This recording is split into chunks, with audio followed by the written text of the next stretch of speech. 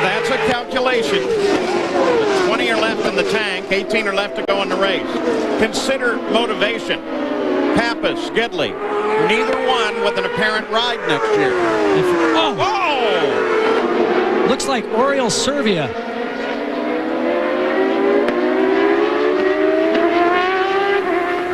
Watch carefully. We don't see any movement yet.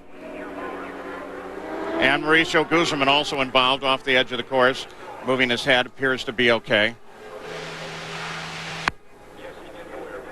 A touch of tires, there's one thing in open wheel racing that you don't want to get involved in.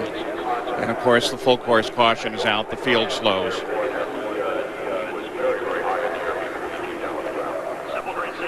So with the Simple Green safety team right there, we're just under 18 minutes now.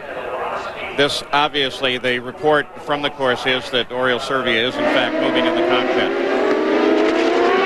Coming down into the second corner, you can see Oriol get up and over the back of Mauricio Guzman's car.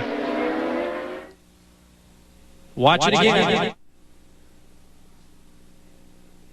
Fortunately, he landed right side up.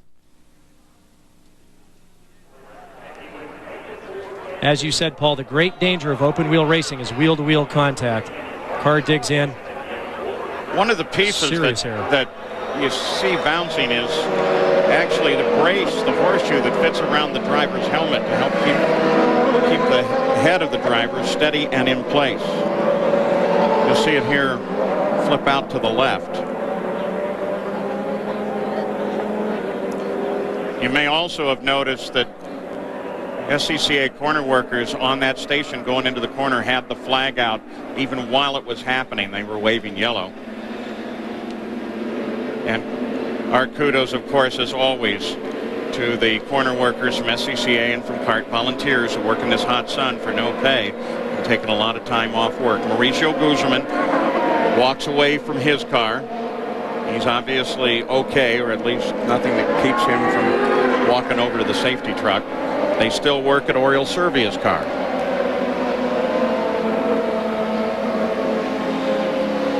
I want to go to Adrian Fernandez's onboard camera. He's back in 10th position. Oh.